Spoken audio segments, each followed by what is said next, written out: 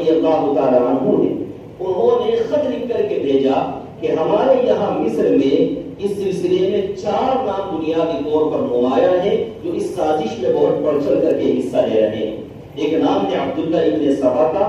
دوسرا نام ہے خالد ابن ملجم کا، تیسرا نام ہے سودان ابن عمران کا، اور چوتھا نام ہے کنانہ ابن بشر کا۔ یہ 4 نام ہیں کہ جو اس سازش میں بہت قوت کے ساتھ آگے بڑھے ہوئے۔ چنانچہ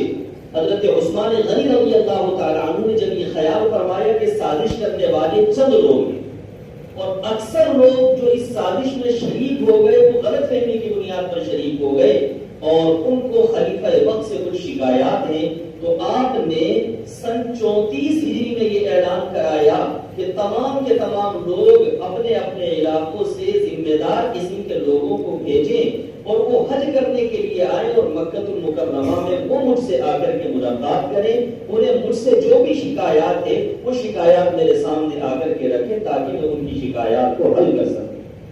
امام طبری علیہ الرحمہ تاریخ طبری جلد 4 صفحہ نمبر 334 پر نقل فرماتے ہیں کہ جب حضرت عثمان غنی رضی اللہ تعالی عنہ نے یہ اعلان فرمایا ہے تو اس اعلان کے نتیجے میں لوگوں کے درمیان بڑا اچھا تاثر ہوا کہ بتائیے اگر امیر المومنین غلط ہوتے، اگر یہ خلافت نہ چلانا چاہتے، اگر یہ مسلمانوں کے اوپر ظلم کرنا چاہتے تو امیر المومنین کبھی مسلمانوں کی خیر خواہی کے لیے اس طرح کا اعلان نہ کرتے۔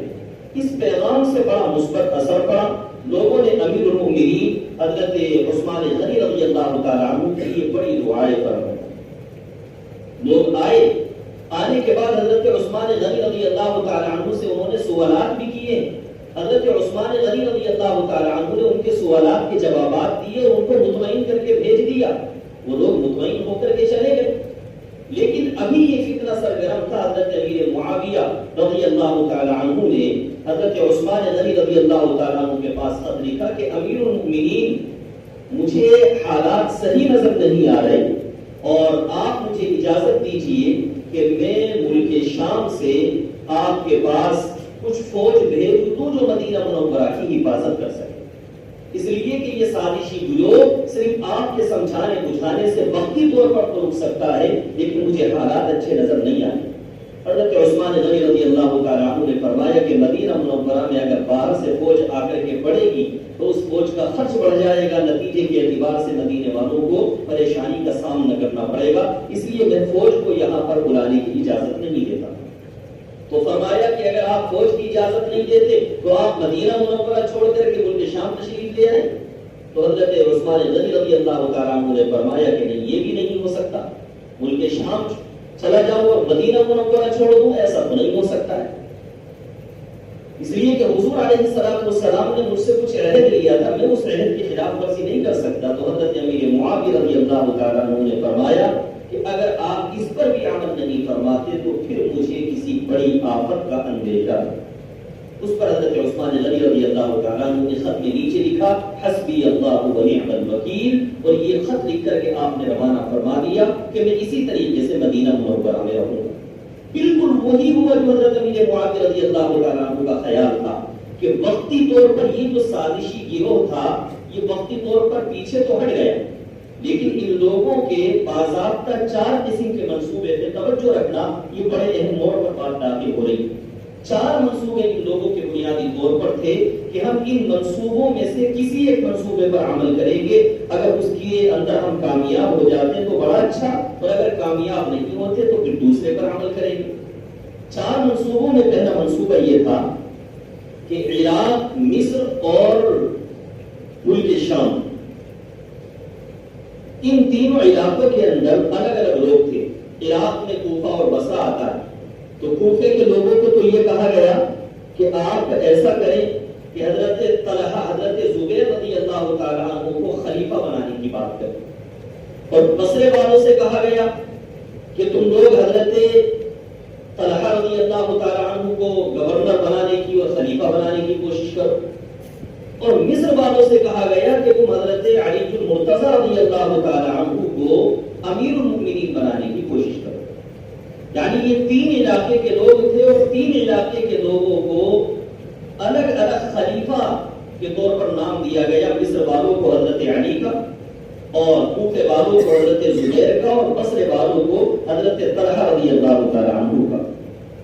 اور یہ نام دے کر کے کہا گیا کہ تم ان ناموں کو پیش کرو، اور یہ نام پیش کرنے کے بعد خلیفہ وقت کے خلاف بغاوت کرو، تاکہ اس بغاوت کے نتیجے میں ابھر کر کے یہ تین نام آ جائیں اور ان میں سے ہر ایک اپنی خلافت کا دعویٰ کرے۔ جب تینوں اپنی خلافت کا دعویٰ کریں گے تو اسلامی اس نظام کے اندر خلاشار و انتشار پیدا ہو جائے گا، اور نتیجے کے اعتبار سے اسلامی سلطنت درہم درہم ہو کر کے رہ جائے گی۔ پہلا منصوبہ تو یہ تھا کہ تینوں کی طرفداری کی جائے اور تینوں سے خلافت کا دعویٰ کرایا جائے۔ دوسری بات، اگر ہم اس کے اندر کامیاب نہ ہو سکے، اس لیے کہ ظاہر ہے کہ یہ اکابر صحابہ ہیں، ان کو دھوکے میں مبتلا کرنا آسان نہیں، اگر ہم اس میں کامیاب نہ ہو سکے تو پھر ایسا کریں کہ مدینہ منورہ جا کر کے عثمان غنی رضی اللہ تعالیٰ عنہ سے زبردستی استعفیٰ لیا جائے۔ اگر وہ استعفیٰ دیتے ہیں تو ٹھیک، اور اگر نہیں دیتے تو ان کو قتل کر دیا جائے۔ اگر وہ استعفیٰ دے دیتے ہیں تو استعفیٰ دینے کے بعد مدینہ منورہ میں اکابر صحابہ میں سے کسی کو خلیفہ بنانے کی کوشش کی جائے، اور جب سب لوگ اس کی خلافت کے اوپر متفق ہو جائیں تو اس خلافت کو انتشار کا شکار کر دیا جائے، اور اس خلافت کے اندر کوئی ایسا شوشہ چھوڑا جائے کہ جس کی بنیاد پر ان کے اور اتفاق اختلاف کی نظر ہو جائے، اور پھر یہ مسلمانوں کی خلافت کا نظام درہم درہم ہو جائے، خانہ جنگی شروع ہو جائے۔ اور اگر یہ بھی نہ ہو سکے، عثمان غنی استعفیٰ نہ دے، تو تیسرا منصوبہ یہ ہے کہ عثمان غنی کو قتل کر دیا جائے، اور جب ان کو قتل کیا جائے گا تو لوگ پوچھیں گے کس نے قتل کیا، تو نام میں امہات المؤمنین کا نام لگا دیا جائے، حضرت علی کا، حضرت زبیر کا، حضرت طلحہ کا نام لگا دیا جائے۔ اب جب اتنے بڑے بڑے صحابہ اور صحابیت کا نام لگایا جائے گا تو آس پاس کے علاقے والے ان اکابر صحابہ سے بدزن ہو جائیں گے، اور ظاہر ہے کہ جب ان اکابر صحابہ سے بدزن ہو جائیں گے تو مسلمانوں کی طاقت بکھر جائے گی۔ یہ تیسرا منصوبہ تھا۔ اور چوتھا منصوبہ یہ ہے کہ اگر ان تینوں منصوبوں میں سے کوئی سا بھی منصوبہ کامیاب نہ ہو سکے،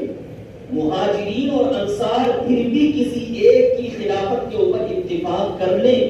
قتل تو ہم نے حضرت عثمان کو کر دیا ان لوگوں کے منصوبے میں،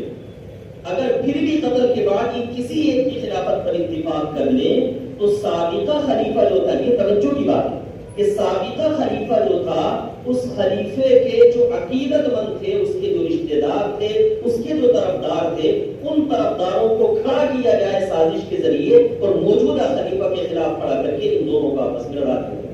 یہ چوتھا ان لوگوں کا منصوبہ تھا۔ اس کی وجہ سے مسلمانوں کا کسی بھی خلیفہ پر اعتماد نہیں ہو سکے گا، اور اختلاف اور انتشار کا شکار ہو جائیں گے۔ آپ ان چاروں منصوبوں میں غور